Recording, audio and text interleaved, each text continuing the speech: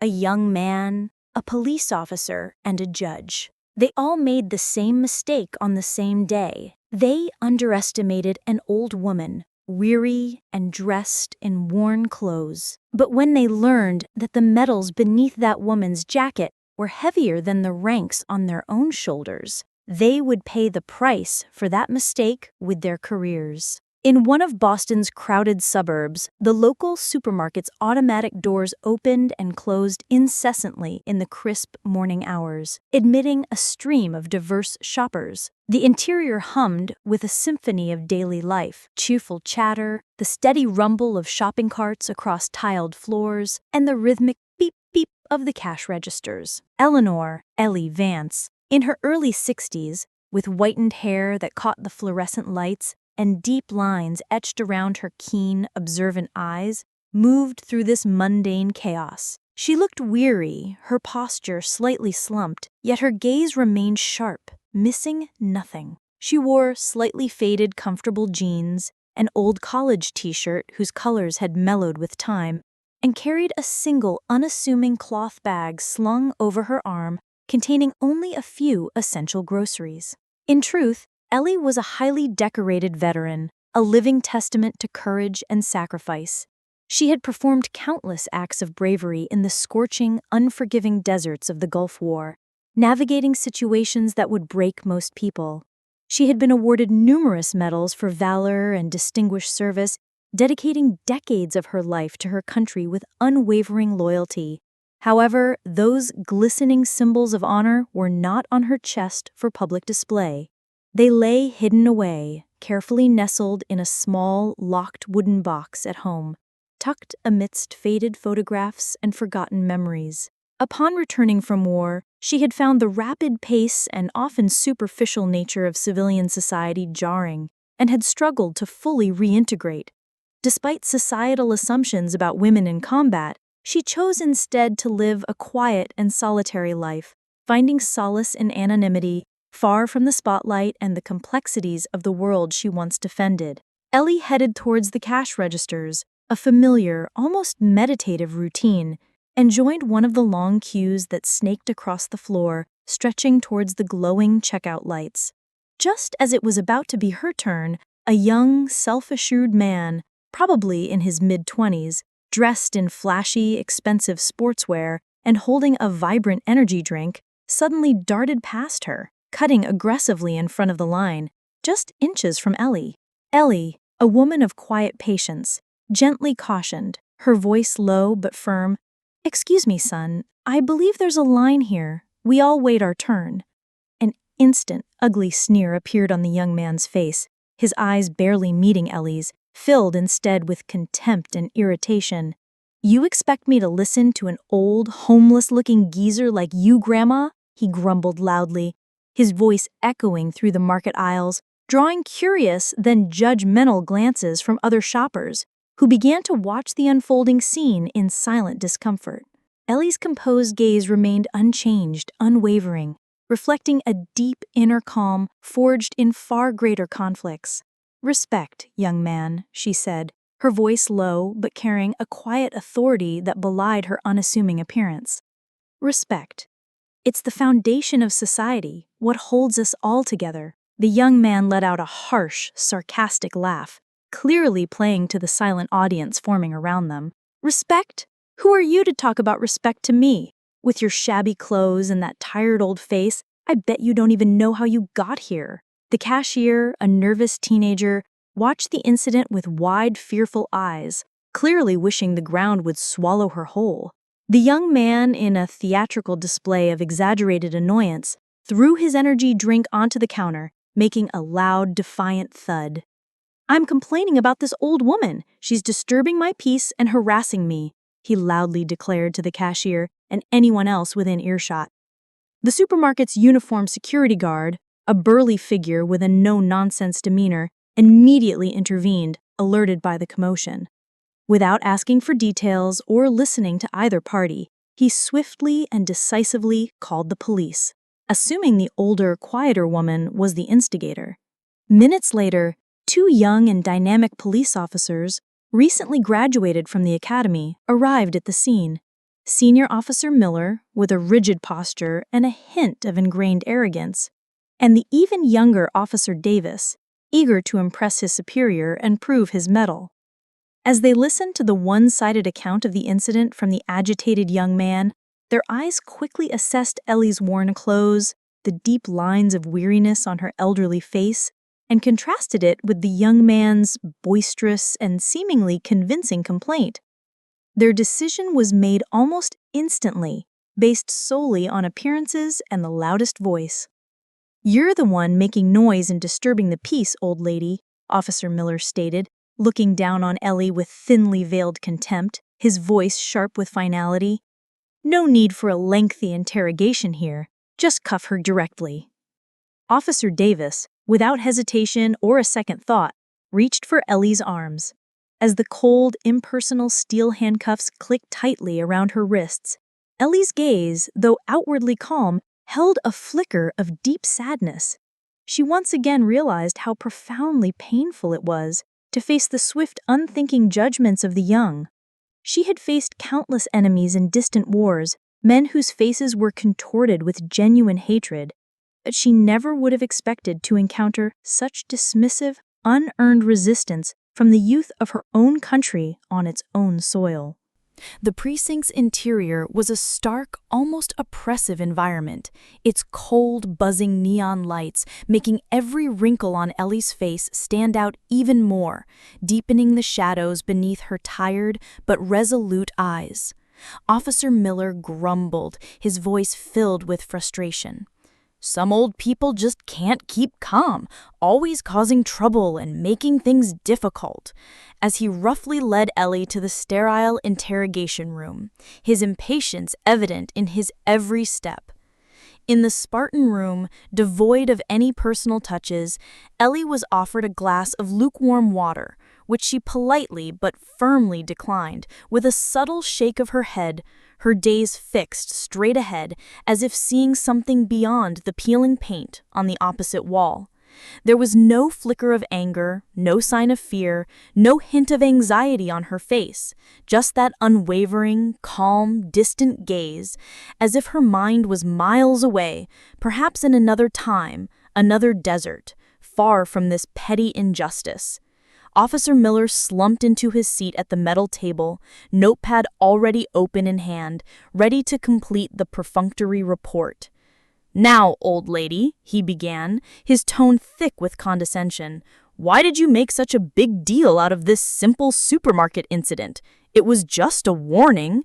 You could have just walked away and avoided all this trouble." Ellie clasped her hands in her lap, her posture surprisingly composed for a woman in her situation, her eyes unwavering. "The young man showed disrespect," she said, her voice low but clear, carrying a quiet conviction that resonated in the otherwise sterile room. Officer Miller let out a short, dismissive laugh, clearly finding the statement absurd. "Respect? Who are you to talk about respect? You look like a homeless vagrant, judging by those clothes. You have no uniform, no rank that anyone recognizes. We don't even know what your past is. Who has to respect you for anything?" Ellie's eyes, deep and knowing, seemed to pierce into the depths of Officer Miller's young, arrogant soul, seeing beyond his polished uniform to the inexperience and untested confidence beneath. "Some honors," she replied, her voice barely a whisper, yet resonating with an undeniable truth. "They are carried even without a uniform. They are etched into the soul, not pinned to the chest." Officer Miller's face began to flush with palpable annoyance, his professional facade cracking under the veteran's quiet intensity. For an entire hour, he relentlessly badgered Ellie with irrelevant and repetitive questions, sometimes deliberately turning away, pretending not to listen, hoping to break her composure or elicit an angry outburst. Ellie, each time, answered with the same unwavering composure, her responses brief and to the point, or simply remained silent, her stillness a defiant shield against the interrogation. This profound silence, more than any argument, irritated Officer Miller even more, making him increasingly agitated and frustrated.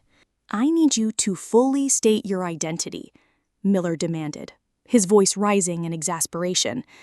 "Do you have any military background? Anything that might explain this utterly bizarre behavior?" Ellie merely shook her head, a subtle, almost imperceptible movement. It was a long time ago. This simple, understated answer only served to intensify Officer Miller's condescension. "So, we're going to listen to your heroic stories now, are we? Look, what matters here is that you disturbed the peace. The rest doesn't concern us. This is a waste of my time." Ellie closed her eyes, a flicker of pain crossing her face. They were judging her once more, reducing her entire life's experience to a superficial glance. And she, as always, chose to remain silent, knowing her truth was not for them to understand. Not yet. The courtroom's cold, formal atmosphere hung heavy, its inherent gloom seeping in even through the tall, arched windows, despite the bright daylight struggling to penetrate the thick glass. Ellie sat rigidly in the defendant's chair, her worn clothes a stark, almost defiant contrast to the polished mahogany and gleaming brass of the federal court. The jury members, their faces a mixture of idle curiosity and outright disinterest, clearly saw her as a quiet, troubled, perhaps homeless woman, easily dismissed. Judge Eleanor Thompson, in her early 50s, a woman with a reputation for efficiency and tough sentencing, and her often hasty demeanor, looked down from the bench with a weary, almost palpable impatience. "Defendant Eleanor Vance," she stated, her voice sharp with annoyance, clearly eager to move on. "This supermarket incident, allegations of harassing a young man, the evidence appears clear and undeniable. Why are you silent, Ms. Vance? Don't you have a lawyer to speak on your behalf and defend these actions?" Ellie merely shook her head, a subtle refusal that conveyed volumes. She preferred to remain silent, letting her stillness speak for her, as she always had. Years ago, in the brutal, unforgiving chaos of the Gulf War, she had maintained her composure and her silence even in the most critical life-or-death moments, where a single sound could mean obliteration. Now, in this quieter, yet equally significant battle for her own conscience and dignity, she would once again remain silent. Judge Thompson, a sigh escaping her lips, impatiently rubbing her forehead, a gesture of profound exasperation. "I am truly tired of dealing with these kinds of minor cases that consistently disturb the public peace and waste valuable court time," she muttered, her voice barely audible but firm with finality. "I suppose we'll have no choice but to remove you from society, Ms. Vance, for the greater good and maintain order." The prosecutor, Mark Grant, a slick young man whose political ambitions were as carefully tailored as his expensive suit, allowed a smug, satisfied smirk to spread across his face and added, "Your Honor, we have grave suspicions about my client's mental stability. Perhaps a psychological evaluation before sentencing might be appropriate to determine her fitness." Ellie's blood ran cold. Mental stability? She, who had made split-second decisions under the most extreme pressure in the most treacherous regions of Iraq, in operations where every second could mean instant death, was now being questioned about her sanity by people who had never seen real conflict. She knew, with a bitter certainty, that thousands of veterans like her, upon returning to the complexities of civilian life, were forced to face such dehumanizing prejudices and systemic dismissals, often without recourse. Just as the judge, with a decisive and impatient movement, was about to deliver her verdict and sentence her, the heavy, ornate wooden doors at the back of the courtroom burst open with a resounding, unexpected thud. Two imposing figures in sharp, dark suits, illuminated by the bright corridor lights, strode purposefully and with an undeniable air of authority into the room. Their faces, etched with seriousness and unwavering determination, instantly changed the entire atmosphere of the courtroom, causing every head to snap towards them in stunned silence. The newcomers walked directly and without hesitation towards the judge's bench, their footsteps echoing with silent authority. For a moment, the entire courtroom froze, caught in a tableau of bewildered disbelief. Judge Thompson squinted in astonishment, her eyes widening in recognition as she saw the official Pentagon identification cards presented before them. Her face drained of color, turning a sickly pale as she processed the sight of the high-level officials, General Carter and Deputy Secretary Davies. Judge Thompson stammered in utter disbelief, her professional composure completely shattered. "But, General, there's evidence. She's guilty of disturbing the peace." General Carter's gaze sharpened, cutting through her protest with icy precision. Guilty? This woman is one of the nation's greatest heroes.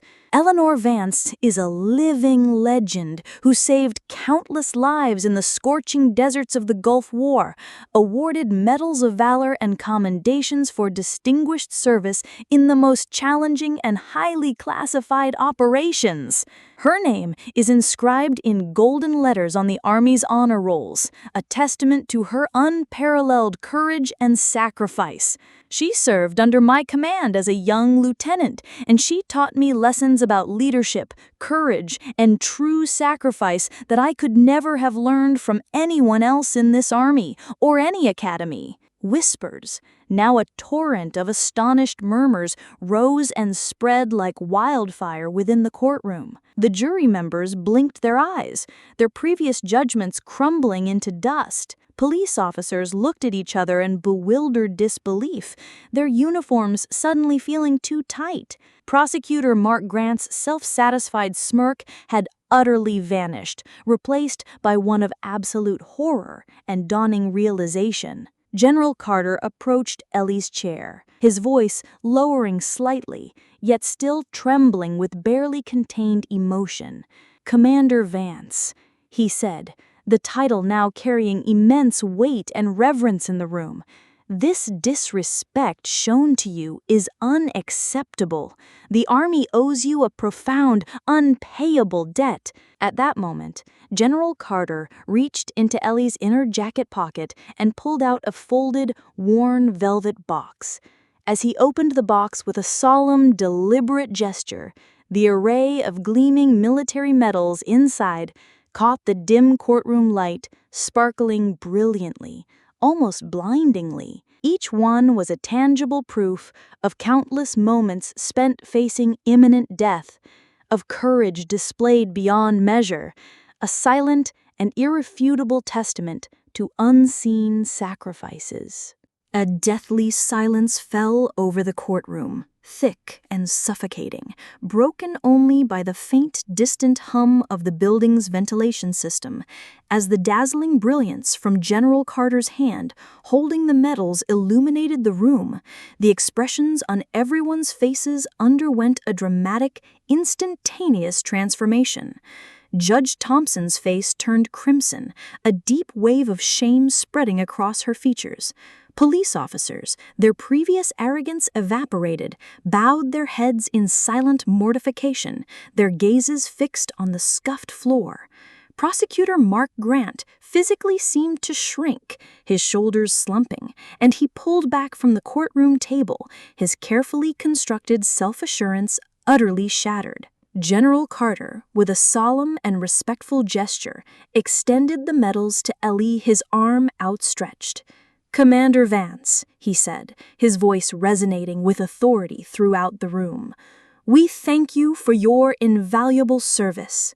These medals are not mere adornments. They are irrefutable proof that you are not just a veteran, but a living legend of this country, a testament to unwavering courage and integrity." As Ellie, her eyes welling up with tears, slowly took the medals from the general's hand, a powerful wave of emotion washed over her.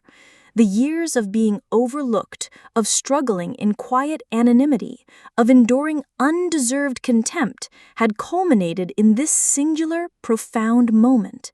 After decades, her country had recognized her once more, not for public spectacle, but for her deep sacrifice and quiet resilience.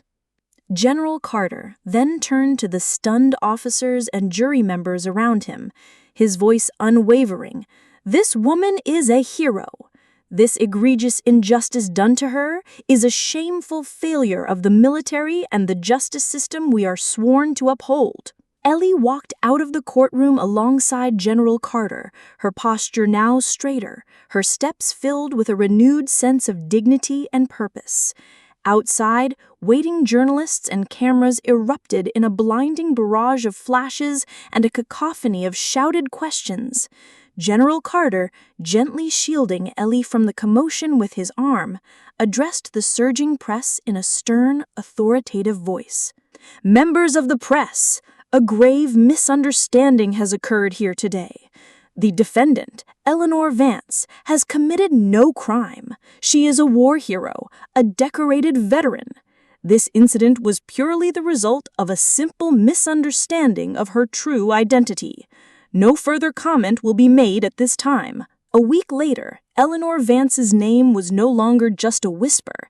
It was emblazoned across every headline, featured on every news channel nationwide, and discussed in every household. After years of obscurity, the full, inspiring story of the Gulf War legend had finally come to light in vivid, compelling detail.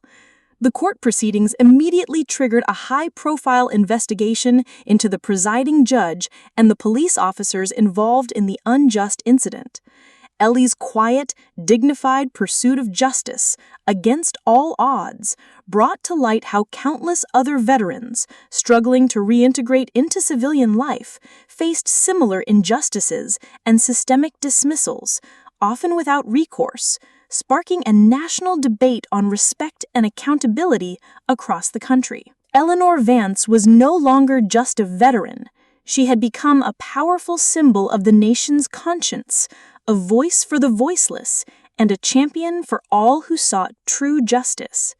Her story, etched into the collective memory of society, proved once again how misleading superficial appearances and entrenched prejudices can be. It deeply resonated with the public, highlighting how often they overlook the heroes who walk silently among them, carrying their burdens quietly. True heroism sometimes is hidden beneath the simplest clothes, not on the chest, but in the depths of the soul, in the weight of medals carried silently, waiting for the right moment. Share your own story with us. Have you ever been judged by your appearance, or witnessed someone rise when no one believed in them? Tell us your thoughts in the comments. Your voice matters. Subscribe to Truth in the Mirror. Don't forget to subscribe to our channel for more inspiring stories and unexpected transformation moments. Hit the bell icon to be notified instantly of our new videos.